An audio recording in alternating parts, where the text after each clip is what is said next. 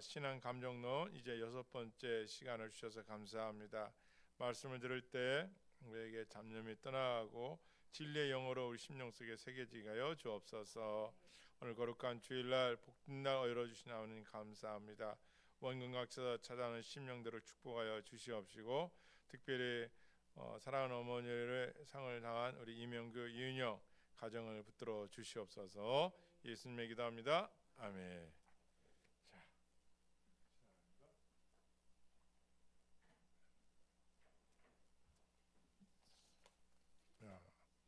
하나 나 줘야겠는데.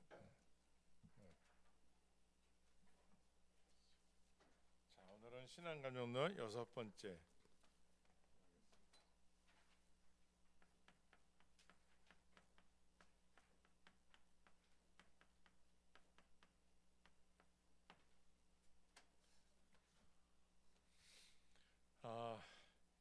저 이렇게 아침 일찍이 여러분들 열심을 내주셔서 저도 참 힘이 되고 감사합니다.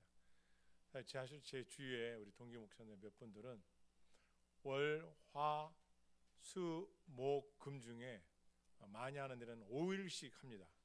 2시간씩. 그리고 또 열심히 해가지고 목사님은 밤 11시까지 일주일에 3번씩 가족들하고 또 성도님 한 20여 명 되시는데 보통 열심히 하시는 거 아니에요. 그리고 옆에 제가 늘 하죠, 센태교회 24시간 기도회를 하고 있습니다. 그리고 우리의 6층은 임마누엘 교회가 있는데 한 120명 정도 되시는가 봐요, 성도님들이. 그분도 아주 열심히 하시더라고요. 개척 3번째 하셨다는데. 그래서 저는 1년에 2번 하고 있는데 마음 같아서는 이 세가족 성경 공부를 하고 싶은데 이건 좀 차원이 있는 거라 좀 그렇고 해서 뭐하는데, 여러분들이 참 이렇게 열심히 나오셔서 제가 너무 감사를 드립니다. 참 감사하죠. 하나님을 가까이 하는 복이라고 했는데 참 하나님을 알아간다는 게 이렇게 감사할 수가 없습니다. 너무 감사하고요. 이제 첫 번째는 우리가 그동안 오늘 6번째인데, 첫 번째는 우리가 공부한 게 뭐가 기억이 나세요? 첫 번째 한번 따라하겠습니다. 참된 신앙은 뭐의 내주하심과 성령님의 내주하심과 누구의 아름다움? 그렇죠. 인간은 지정의 이 세 가지가 가지고 있다. 그러니까 하나님의 형상, 제가 늘 얘기죠. 하나님은 하나님 어떤 분이야? 하나님의 형상. 하나님은 어떻게? 하나님은 스스로 계신 분이고 우리와 같이 육체를 이렇게 입고 계신 분이 아니죠. 영이시니까. 하나님의 형상은 지정의, 지식과 정적인 감정과 의지라는 게 이렇게 갖고 있단 말이에요. 그렇죠? 지정의. 그저께 저 여기 엘리베이터를 탔는데 어제 오후에 어떤 딸하고 엄마가 탔어요. 엘리베이터를 탔는데 2층에서 아니야 3층에서인가 2층에서인가 4층에서 탔구나. 뭐라고 하는지 아세요? 갑자기 아줌마가 왜 엘리베이터 이렇게 천천히 가지? 돈은 언제 벌라고? 엘리베이터가 빨리 움직여서 자꾸 손님이 많아요. 돈을 잘 벌지. 이 엘리베이터 올라간다는 게 속도가 느린가 보니까 이게 돈 버는 게, 이런 얘기를 하시더라고요. 내가 웃고 말하는데 참 이게 성경적인 게 뭐냐면은 부지런한 자가 더 잘 되고 게으른 자는 성경 그래요. 있는 자는 더 갖고 없는 자는 더 가난해지고. 이 성경적이라는 거예요. 성경이 그렇게 말씀하세요. 그래서 우리는 하나님에 대해서 알고 신앙의 열심 가지러 하는 게 바로 그런 것이죠. 자, 지정이가 있어요. 그래서 우리 인간은 참된 신앙의 감정이 뭐냐? 자세히 봤더니 첫 번째가 성령의 내주하심에 있다. 그래서 내주하심. 그리고 하나님의 어떤 강압적인 거, 무서움이 아니라 하나님의 아름다움을 지녔다는 거죠. 그래서 그 사람의 신앙의 진짜와 가짜의 구분하는 점은 그 사람이 이거에 있느냐, 성령의 체험, 성령의 내주하심과 성령의 아름다움을, 하나님에 대한 아름다움으로 신앙을 해요. 왜냐? 내가 너무 가난하고 힘들고 어려우고 병들었을 때 하나님 앞에 나가서 기도했더니 하나님이 해결해 주신 것들이 너무 아름다운 거죠. 그런 거로 이제 신앙생활 한다. 그리고 옛날 우리가 하나님 몰랐을 때는 교회 가는 것도 거부하고 진리대로 안 살았는데, 나중에 예수님 믿고 보니까 그때가 너무 후회스럽고 내가 진짜 이렇게 믿었을 걸. 그리고 너무 그런 나를 버리지 않고 받아준 그 은혜에 감사해서 그런 게 신앙생활을 한다는 거죠. 이게 참된 감정이라 이거예요. 그래서 조나단 에드슨 목사님은 부흥회 때 막 뜨겁게 그때만 하고 삶이 안 변해. 왜? 이게 없었기 때문에 그래요. 진짜 그가 거듭남이 없고 하나님에 대한 그렇죠 지식이 없기 때문에 그렇다는 거겠죠. 자, 이게 첫 번째예요. 그래서 성령의 내주하심이 있다. 이거 공부했단 말이에요. 두 번째, 참된 성도는 누구냐? 따라했으면 하나님의 말씀과 하나님의 역사가 탁월함 때문이다. 인간은 한계가 거기서 거기야. 돈으로 해결할 수 있는 거 거기서 거기죠. 죽음을 누가 해결할 것이고 죄는 어떻게 해결할 것이며 인간이 할 수 없는 거를 홍해를 가르시고 죽은 자를 살리시는 하나님의 능력을 인간은 할 수가 없죠. 그런 걸 보면서 어떻게 해요? 하나님의 그 신적인 탁월함 그리고 죄인들을 버리지 아니하시고 끝까지 그를 구원시켜 주시고 이런 것을 봤을 때 그 깊은 사랑의 신적인 탁월함을 안다는 거죠. 그래서 두 번째는 뭐요? 나의 이익과 어떤 혜택을 받는 것 때문에 신앙생활하는 것이 아니라 이것 때문에 하는 것이 아니라 뭐예요? 신적 탁월함 때문에 한다는 거죠. 탁월함. 우리 인간은 미움, 막 그냥 형제, 뭐 누구보다도 친하게 지냈던 사람도 감정이 상하면 안 무는 거죠.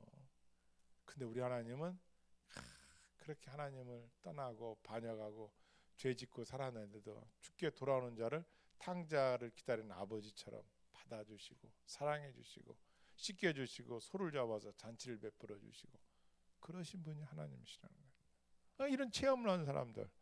그래서 이런 분들은 이제 신앙생활할 때 나의 이득과 혜택은 하나님 다 그건 더 보너스예요. 그건 지혜와 생명과 그리고 재물이 다 하나님께 있는데 뭐가 아까우시게 아들까지 주신 분인데 이런 것들은 다 부수적인 거죠. 잘 되게 돼 있어요. 예수님 믿으면 잘 되게 돼 있고 예수님을 잘 믿어야 되는 거죠. 그러면 하나님께서 나머지 혜택을 다 주는 거예요. 그렇지만 그 사람의 신앙은 이것 때문에 하는 게 아니라 신적인 탁월함 때문에 한다는 거죠.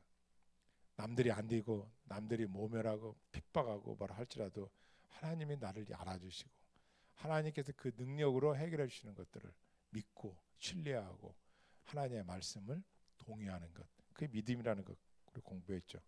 세 번째, 도덕적으로 탁월하시다. 이게 도덕적. 하나님의 성품이 누구시냐를 알 수 있는 것은 십계명을 보면 알죠. 십계명을 보면 거짓말, 살인, 탐심 뭐 이런 거 없으신 분이에요. 우리 인간은 다 갖고 있어요. 그래서 도덕적으로 탁월하신 그 하나님을 만약에 어떠한 신이 있는데 이게 이 신이 남의 거를 탐내라 하고 뭐 살인을 하고 이런 신이 있다면 어떻게 했어요? 그럼 가짜지. 그럼 그걸 뭐로 한다? 열매 보면 한다. 이단들의 특징이 그런 거 아니에요. 교주들의 특징이 자기 배를 불리고. 저번에 그 옛날에 박태선 전도관, 야, 이 세상에 하나님 오셔야 되는데 다 더러워서 뭐다. 우리가 땅 사서 깨끗하게 만들어 놓고 거기로 오시게 하자. 그게 전도관이잖아요. 그 안에서 비누 공장 만들고 아파트 같이 연립주택 져가지고 그 분양해서 돈 받고 무지한 거죠. 무지한 것보다 큰 제약이죠. 교만이죠. 이 모르니까 하는 거예요. 도덕적으로 탁월한 우리가 믿는 하나님은 도덕적으로 탁월하기 때문에 그러신 분이 아니에요. 무슨 이득을 위해서 교회를 짓고 아니잖아요. 목회자를 배불리기 위해서 아니잖아요. 대형교로 해가지고 막 그 건세 부리라고 지어준 거 아니잖아요. 그렇잖아요. 성도들 피와 눈물과 땀을 헌금해서 지었던 건데 그렇잖아요. 잘못하면 안 돼요. 교회는 세상하고 달라요. 세상은 give and take예요. 주면 나도 줘야 너도 네가 주면 나도 주고 내가 줬으니 너도 달라 이거예요. 근데 교회는 그런 것이 아니에요. 신앙생활 잘한 분들이 헌금도 잘하고 찬양도 열심히 헌신도 잘하고 그 믿음의 크기가 다 달라요. 교회 안에. 그렇게 하시면 돼요. 그런데 교회는 뭐예요? 그렇지 못한 분들을 향하여 사랑을 쏟아야 되는 거예요. 그런 분들을 더 잘 섬기고 더 대우해주고 더 아껴주고 이게 교회라는 것이죠. 제가 다녔던 어렸을 때 엄마 아빠 다녔던 교회는 처음에 자식이 5든 목사님 오셨다는 거예요. 그날 배고파서 갔어요. 헌금이 없으니까. 하루 이틀 밀가루로 하루 이틀이지. 떠났어요. 두 번째 오신 분이 여자분 전도사님이신데 왔어요. 처음이랑 똑같아요. 마을 사람들이요. 나중에 그 논문을 읽어보니까 그냥 분뇨를 갖다가 퍼가지고 그 교회 텐트에다가 막 던져놓은 거예요. 그렇게 되니까 어떻게 되겠어요? 교인들이 어떻게? 그 초창기 때 저희 엄마가 거기를 다니신 거예요. 초창기 때 그 핍박과 그 환란.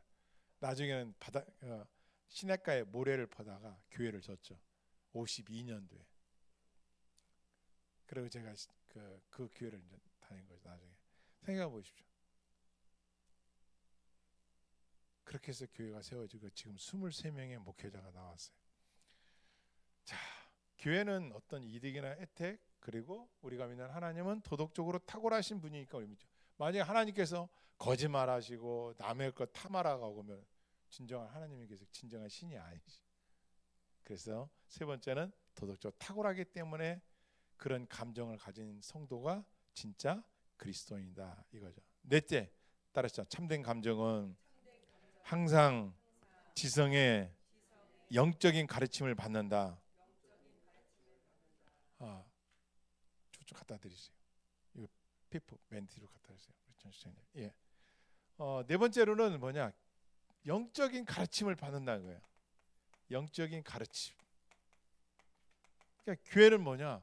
한 영혼이 교회에 오신단 말이야. 교회에 온단 말이야. 그러면 이분을 양육과 가르침, 교육이라는 거죠. 교육. 그리고 그것을 지키게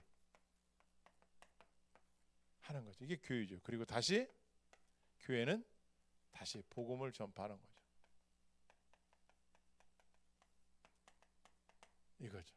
그래서 영적인 가르침, 그리고 그 가르침을 듣고 깨닫는다. 깨닫는다. 사람이 가장 중요한 것은 뭐예요? 깨닫는 것이죠. 은혜가 뭐냐 이렇게 물어보더라고요. 옛날에 제가 기도원에 갔는데 김학래 코미디언 그 부인이 신앙이 좋아서 근데 그 남편을 기도원에 보냈는데 그분으로 나가고 방을 룸메이트가 된 거예요. 같이 자게 되죠. 제 옆에서 자게 되고 그런 목사님, 예 말씀하세요. 은혜가 뭐예요? 은혜 그러더라고. 은혜가 뭔가 그래서 깨닫는 겁니다. 내가 누구인지, 하나님이 누구인지, 죄가 뭔지, 우리가 살아가는 게 왜 사는지를 깨닫는 게 은혜. 그리고 하나님의 말씀을 듣고 우리가 배우는 이유가 나의 무지를 깨닫게 하시고 내가 아는 것을 더 깊이 있게 가르쳐 주는 거. 이게 깨닫는 것이죠. 그렇잖아요. 지혜라고도 할 수 있는데 이게 영적으로 이렇게 돼요. 그래서 우리가 하나님의 말씀은 꿀성에서 단 이유가 뭐냐? 깨달으니까. 이것은 세상적인 어떤 지식으로 깨닫는 게 아니잖아요. 미국인 그 교정선생이 쓴 책 사람의 지식이라는 것은 선지식이 있어야 깨닫는다. 무슨 얘기냐면 이 뇌 속에 먼저 어떤 거 알고 있어야 다른 지식의 정보를 내가 가공해서 깨달을 수가 있다 이거죠. 그것처럼 우리 신앙은 갈수록 배워야 되는 거예요. 배워야 되는 거. 교회는 가르치는 것이라는 것이죠. 다섯 번째 한번 같이 읽을까요? 시작. 참으로 은혜롭고 거룩한 신앙 감정은 신적 사물들의 실제성과 확실성에 대한 합리적이고 영적인 확신을 뭐한다? 수반한다. 이게 지난주까지 공부한 거죠. 오늘이 여섯 번째인가 다섯 번째. 뭐냐? 확신이 있다는 거야. 확신. 어떤 확신? 믿음에 대한 확신. 이걸 영적이라고 그러죠. 홀리 스피리트. 영적인 확신이 있다 이거야. 아니 부흥회를 했는데 한쪽은 막 은혜 받았다 하는 거예요. 또 한쪽도 은혜 받았다는 거예요. 둘을 이렇게 보니까 한 분은 은혜 받다면서 이런 과정이 있더라는 거예요. 참된 성도는. 그런데 한쪽은 그때뿐이고 막 다시 세상에 나가서 다시 똑같이 사는 거야. 자연인으로. 왜 그래? 저분 부흥회 때 막 찬양하고 막 방언하고 기도하고 막 그랬던 분인데 또 세상으로 나갔어. 교회를 떠나. 왜 그럴까? 그걸 쫓아내준 목사님이 미국 17세기 때 자기 애할아버지도 목사, 아버지, 할아버지도 목사, 자기도 목사 22년 동안 교회에서 그걸 연구를 한 거예요. 그래서 제가 늘 얘기하죠. 어느 날, 야, 이러면 안 되겠다. 진짜가 필요한 거지, 교회가. 오늘 진짜로 사람들이 아닌지를 알아야죠. 그래서 어느 날 딱 하는 거예요. 성만찬을 하는데, 성만찬을 하는데 이 목사님 광고를 했어요. 여러분, 본인이 하나님에 대한 믿음이 없거나 체험이 없거나 없으시면 하지 마십시오. 성령의 그 은혜를 받고 그런 믿음이 들었을 때 하십시오. 그래서 했더니, 그런 사람만 해라 했더니, 예를 들어서 200명이라면 한 120명 정도는 오늘, 나머지는 확신이 없는 거죠. 근데 막 나와서 다 나오는 거예요. 그래서 목사님이 확신이시면 하십시오. 그랬더니 그중 장로님 몇 분이, 목사님, 예, 내가 이 교회 질 때 헌금은 얼마인지 아세요? 목사님 할아버지가 개척교회 할 때, 그런데 내가 왜 성만찬에 못 해요? 그게 아니고요, 하나님에 대한 진짜 믿음이 있으신가요? 아니 그게 믿음 아닙니까? 아니 그게 아니고요, 안 된다. 나중에 회의를 해가지고 내쫓아 버렸어요. 이 쪼너데즈 목사님을. 이미 천재예요. 예일대학교 총장도 하시고. 아니 내쫓아 버렸어요. 그래가지고 2년 동안 그냥 그 집에서 그냥 마을에 있는 교회 가고 그랬던 분이에요. 그래서 그분이 신앙 감전한 책을 써서, 야, 이건 아니지. 진정한 부흥은 뭘까? 진정한 성도는 누구일까? 그걸 연구를 한 거예요. 확신이 있어야 되는 거죠. 확신은 뭐예요? 다 무너졌어도 하나님이 하실 거야. 할렐루야. 아이고, 이게 있는 거죠. 사람들은 똑같아. 우리랑 좌절하고 낙심하고, 앞에 있는 저도 마찬가지죠. 그런데 그래, 우리 하나님 살아계셔. 분명히 내가 이 밑바닥까지 왔으면 반드시 하나님은 이제 나를 끌어주실 거야. 할렐루야. 그걸 믿는 거죠. 그리고 믿는다고 또 뭐예요? 이제 기도하는 거죠. 하나님 앞에 시간을 정해놓고 뭐 10분을 하든 1시간을 하든 하는 거죠. 하나님 도와주십시오. 하나님 확실성을 갖고 있다는 게, 예, 5번째 확신. 누가 뭐라 하겠다. 왜 홍해도 갈라지고 죽은 자 살리고 성경 읽어보면 성경을 읽는 거야. 그게 믿음이라고, 예, 저는 예준 목사님이 계속 말씀하고 있습니다. 자, 오늘은 6번째. 그럼 6번째는 뭐냐? 6번째, 진정한 그리스도인은 누구냐? 겸손함이 있더라는 거예요. 겸손. 이렇게 결론이 오늘 다 했어요. 따라서 진정한 믿음은 뭐가 있다? 겸손이 있다. 로이드 조스 목사님이나 존 오웬 목사님들이 가장 강조하는 게 뭐냐면요, 이 세상에서 가장 원수가 뭘까? 가장 큰 적이 뭘까? 이인희 권사님, 권사님에게 가장 큰 대적자는 누구예요? 적은 누구예요? 적.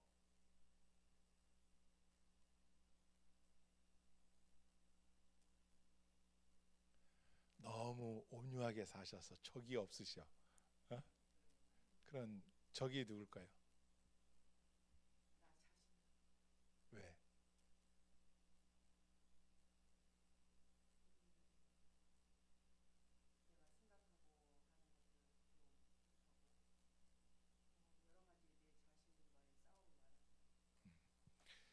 맞습니다. 셀프, 자아를 너무 사랑하는 게 대적자예요. 세상에 주는 핍박, 환란, 유혹보다 내 마음 안에 인정받고 하지 않은 그런 것들, 저도 상당히 많거든요. 지금 많이 좋아졌지만 내 감정이 상하면은 아웃이야. 나야, 나 항상 나야. 셀프, 나 항상 나야. 이 자아가 죽지 않으면은 우리는 신앙생활 해도 부딪히고 싸우고 다 나야. 아집, 고집 왜 있어요? 내가 옳다는 거야. 그리고 나 관심 없다는 거야. 하나님 누군지 나 모르겠어. 구원받고 천국 가는 거 잘 모르겠어. 다 자기 사랑. 이게 원수원. 그걸 로이드 존스 목사님이나 존 오웬 목사님이 이걸 말씀하는 거예요. 인간에게 가장 큰 대적자는 마귀 사탄도 있지만 자기 자신에 있다는 거예요. 그러니까 천사가 타락한 이유도 뭐예요? 하나님처럼 높아진다니까. 아담이 왜 타락했어요? 하나님처럼 높아지니까. 그 사모님 그거 말씀하신 대로 내 자라고 얘기가 뭐예요? 불순종의 근원이 거기거든.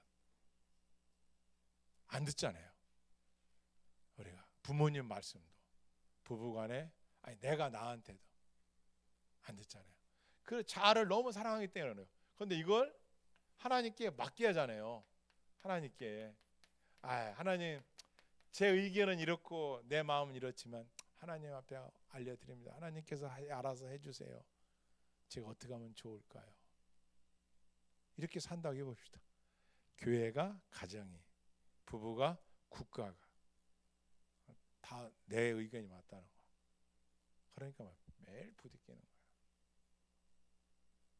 자아 때문에 그런 거죠.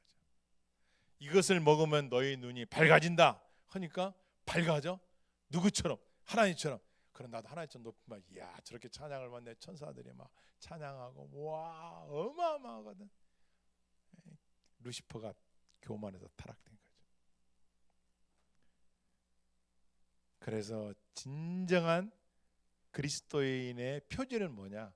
겸손이다. 심지어 이런 것도요. 막 큰 것을 업적을 이루었어요. 큰 일을 해. 그런데 그 안에 내가 잘나서 한 거지라고 하는 것도 교만이라는 거야. 근데 사람들이 또 칭찬을 해. 어떻게 회장님, 어떻게 목사님, 어떻게 이렇게 큰 어마어마합니다. 내 마음속에 그러면 그렇지 나를 알아주는 거나 교만이라는 거야. 근데 오늘날 이 세상의 사이에 어떻습니까? 교회마저도 성공 위주야. 다 뭐예요? 교인이 몇 명이냐, 교회 건물이 얼마나 크냐, 안 볼 수는 없죠. 그런데 비대해지는 게 자꾸 본질을 벗어난 거죠. 그러면 작은 교회 보면 잘 되는 거냐? 그건 아니고 작은 교회 더 노력해야죠. 근데 그런 거짓된 그런 것에 표지를 두었을 그것은 진짜가 아니라나 이렇게 말씀하고 있는 겁니다. 그래서 참된 표지의 6번째는 따라했습니다. 복음적인 겸손함입니다. 그래서 겸손함이 다 제 부덕의 소치입니다. 다 부족합니다. 이것이 가장 중요한 거예요. 그러면 그 겸손은 어디서 생기느냐? 이겁니다. 신앙생활을 하는데 율법적이야. 막 교회를 갔더니 이걸 안 하면은 당신들은 저주를 받아. 야, 목회자가 누군데 주의 종을 아프게 하면 막. 그래서 당신은 이래는 막 성경을 몇 장씩 읽어야 돼. 막 교회에 적어도 헌신해야 돼. 막 다 율법적이야. 이게 힘든 거야. 그런 것으로 하는 게 아니라 하나님의 탁월함, 성령의 내주하심, 하나님 내게 얼마나 아름다운 분이신가.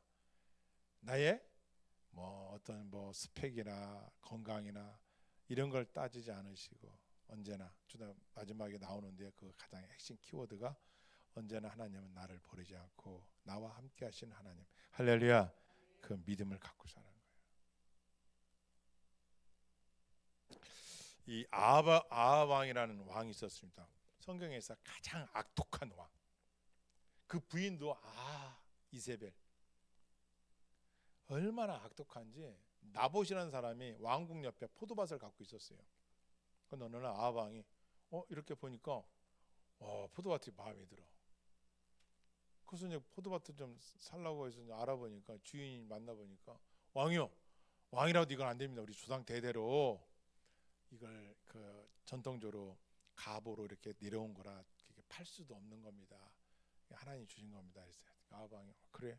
집에 와서 밥을 안 먹어. 이게 부인 이세벨, 왕 왜 그러십니까? 오늘 낮에 나와서 포도밭을 좀 사고 싶어서 마음에 들어서 그 주인이 안 판대. 그게 누군데요? 나봇. 식사하세요. 걱정 마세요. 그리고서 불량배들을 돈을 주고 매수에다 놓고서 나봇이 하나님을 욕했다. 그리고 왕을 욕했다. 이렇게 해가지고 사람들을 모이게 한 다음에 뭐라고 해야 되나요? 그렇게 한 다음에 돌로다가 하나님을 욕해? 사람들 하여튼 돌을 다 들고선 돌로 때려 죽였어. 그게 아하 왕이에요. 그리고 포도원을 뺏어버렸어. 악독한 왕이야. 어찌 왕이 그럴 수가 있어요. 백성들을 막 재산을 뺏은 거야. 참 악독해. 그러면 이런 아하 왕이에요. 그냥 어느 날 그냥 하나님 데려간다든가 어떻게 해결을 하셔야 되는데 그렇지 않고 어려움이 왔습니다. 그때 이제 선지자가 엘리야 선지자가 나타나이래요. 너 아방 당신 그리고 당신 부인 그 부인은 이세벨은 주의 종을 막 잡아 죽였어요. 70명씩 막 주의 종들을 바른 말하고 하나님 말씀 전한다고. 그러니까 선지자가 딱 엘리야가 나타나서 당신들은 개들에게 피를 핥으며 전배될 것이다.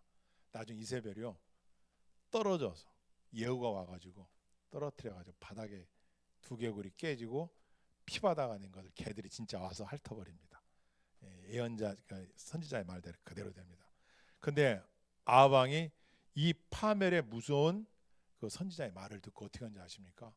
제가 적어봤어요. 아합은 자기 옷을 찢고 굵은 배를 동이며, 이 굵은 배는 죽을 때 이거 입잖아요. 딱 있는데, 그리고 회개할 때 굵은 배옷을 입고 몸을 동이며 금식을 하면서 하나님 앞에 겸허하게 있었어요. 그래서 하나님께서 이렇게 했어요. 너의 그 겸손함을 내가 보았다. 아합이 내 앞에서 겸비함을 내가 보았느니라 했어요. 그리고 하나님께서도 야 아합 네가 나 앞에 겸비했구나 다 이렇게 인정을 해줬는데요. 아합이 어떻게 하는지 아세요? 얼마 지나지 않아서 우상 숭배하고 또 선지자들을 핍박하고 결국은 길앗 나무 전투에서 비참하게 죽었어요. 아니 아합 왕이 그렇게 겸비하게 진짜라면 어떻게 되겠어요? 끝까지 하나님을 잘 섬겨야 되는데 그때만 의기를 모면하고 그냥 세상적이었다. 그러니까 하나님께서 아 얘는 이렇구나. 그래서 길앗 전투에서 그냥 데려가 버려요. 근데 그런 신앙은 가짜인 거죠. 아합 왕은. 본성적으로 그가 턴 변화하지 않았던 거예요.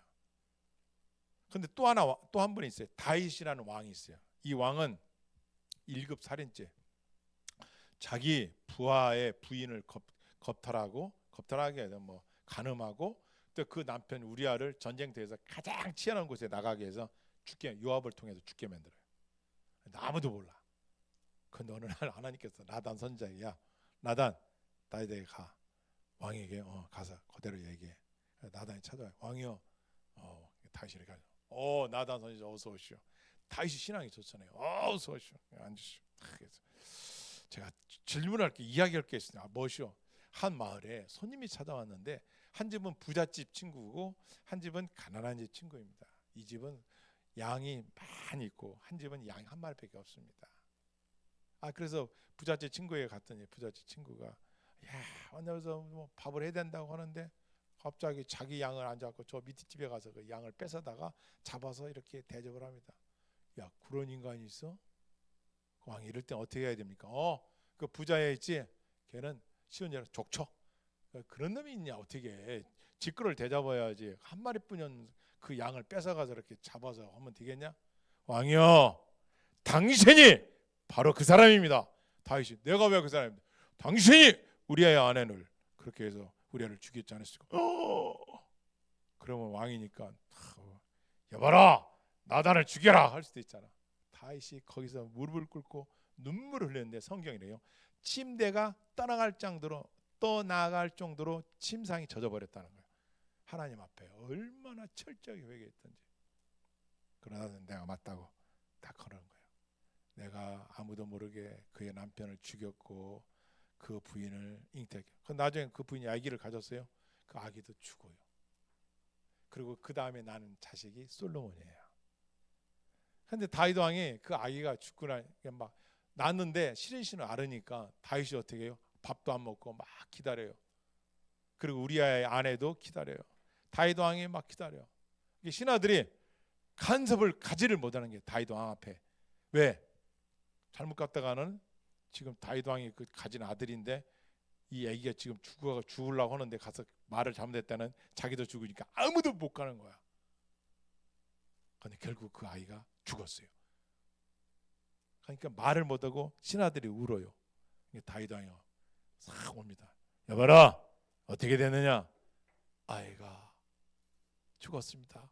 막 떨어요. 근데 다윗 왕이 어때요? 여봐라 밥상을 차려라. 싹 차려가지고 밥을 먹는 거예요. 그 신하들이 권사님 깜짝 놀란 거예요. 아니 아기가 죽어갈 때는 막 밥도 안 먹고 그러더니 죽었으면은 땅을 치고 막 이제 공포잖아요. 왕이 이제 화를 내면 큰일 나는 거예요. 그런데 다윗은 야 바깥 와. 신하한테 물어봐. 왕이요. 아니 아기가 아플 때는 아기를 살리기 위해서 밥도 안 먹고 그러시더니 왜 아기가 죽었을 때는 오히려 거꾸로 밥을 먹습니까? 들어봐라. 이제 저 아이가 살아있을 때는 내가 이렇게 애절함을 하나님 아래서 하나님 법 보여드려서 행여나 나를 불쌍히 여기셔서 그 아이를 살려줄까 봐 해본 거 한 것이고 이제 죽었으니 그와 나는 내가 어떻게 그에게는 갈 수 있지만 죽은 아기가 나한테 올 수는 없지 않느냐. 그걸 가지고 내가 금식하고 피폐하게 지낼 수는 없지 않느냐. 빨리 몸을 회복해서 백성들을 잘 다스려야 되기 때문에 먹는 것이다. 다윗 왕이 이렇게 얘기해요. 그래서 다윗 왕은 하나님께서 그 1급살인 저질렀어도 그 악한 일을 많이 저질렀어도 하나님께서 버리지 않은 이유가 뭐예요? 다윗은 하나님을 사랑한 사람이었어요. 그게 아까 5번 확신. 죄를 졌어. 우리 인간은 실수할 있고 죄일 수 있고 낙담하고 근심하고 걱정하고 다 그래 똑같아. 거의 삶이. 중요한 건 하나님을 하나님으로 인정하는 사람이냐, 그런데도 하나님을 하나님으로 인정하지 않는 사람이냐, 이게 차이야.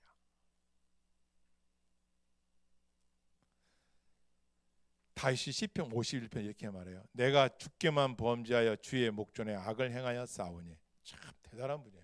하나님 앞에만 내가 범죄했다는 거예요. 악을 행했다고 고백하면서 자기의 죄를 회개하며 통곡하며 눈물로 겸손하게 하나님을 대합니다. 나중에요, 이 다윗이 이런 확신을 가지니까 어떤 일이 벌어지냐면요, 진짜 그 집에 나단선지가 그랬거든요. 하지만 하나님이 당신은 용서해 주지만 당신의 자식 때 나라가 나눠질 수도 있고 나눠지고 그다음에 당신도 칼이 떠나지 않을 것이다. 그 자식들이 나중에 이복 동생들이 서로가 죽이고 막 이런 사건들이 벌어져요. 나중에 압살롬이라고요. 성경에서 가장 미인은 사라, 가장 미남은 압살롬. 압살롬 어느 정도냐면 성경에 머리끝에서 발끝까지 흠이 없었대요. 가장 미남이었어요. 그런데 그 아들이 세상에 아버지를 쫓아내요. 그래서 아버지 다윗 왕이 맨발로 도망가요. 성문 밖으로 후궁을 남겨놓고. 그러니까 이 압살롬이 어때요? 그 밑에 있는 그 모사 전략가가 어떻게 해요? 이제 아버지를 쫓아냈으니 당신이 왕이 돼야 되니까 내가 허락내요. 후궁을 범하십시오. 그러면 이제 권력은 당신한테 올 겁니다. 그래서 이 압살롬이 아버지를 쫓아내고 자기 아버지 후궁들을 범합니다. 대낮에 천막을 쳐놓고. 그리고 다윗은 도망가고 있고. 그때 또 다윗은 도망가는데 이 시므이라는 사람이 나타나가지고 다윗에게 막 인간아 왕이 있었는데 피난기 간다고 그냥 완전히 무시해버린 거예요. 돌을 던지면서 막 저주를 해요. 다윗 왕을. 그러니까 신하들 옆에다 칼 차고 있는 신하들이, 그 사람들이 성경에 보면 막 대단한 사람들이거든요. 왕이여 명령만 내리십시오. 저의 목을 제가 가지고 오겠습니다. 다시 이렇게 말해요. 아니야. 저들이 저렇게 하는 것은 하나님께서 저들을 통해 나를 욕하게 하신 거야. 그들을 건드리지 마. 여호와께서 그에게 명령하신 것이니 그가 저주하게 버려둬라. 그것마저도 하나님의 절대 주권으로 믿고 제가 저렇게 하는 것은 내가 당연히 받아야 할 거야 이러면서도 죽이지 않습니다. 왜? 하나님에 대한 확신, 이걸 코남데오 신전의식을 가진 신앙을 딱 가진 거야. 죽고 사는 것도 맡기고 내 인생의 높고 낮음도 맡기고 자기 자식한테 세상에 쫓겨나서 맨발로 도망가는데 저주받는 것도 맡기고, 그런 신앙이 진짜더라는 거예요. 세상이 좀 실패가 좀 했다고, 상처를 받았다고, 질병이 좀 걸렸다고, 힘들다고, 그런 것 때문에 무너지지 않고 올곧게 가는 참된 겸손이 진짜 신앙인 줄을 믿습니다. 아멘. 말씀을 맺겠습니다. 내가 흥해나 남보다 낫다, 겸손하지 않은 거예요. 내가 남보다 다 밑이다, 그것도 너무 비하야. 언제나 하나님 앞에서 우리는 모든 사람을 나보다 더 높여주고 낮게 여겨주고, 내가 한 영혼을 위하여, 교회를 위하여, 하나님 나라를 위하여 언제나 겸손하게 섬길 때 그의 참된 신앙은 열매 있는 신앙인 줄 믿습니다. 아멘. 기도하시겠습니다. 아버지 하나님 감사합니다. 복된 주일날 신앙 감정의 6번째를 또 마치게 해주셔서 감사합니다. 복음의 확신을 가진 자로서 겸손한 삶을 그리스도로 살아갈 수 있도록 우리를 지켜 주옵소서. 예수님의 이름으로 기도합니다. 아멘. 마치겠습니다.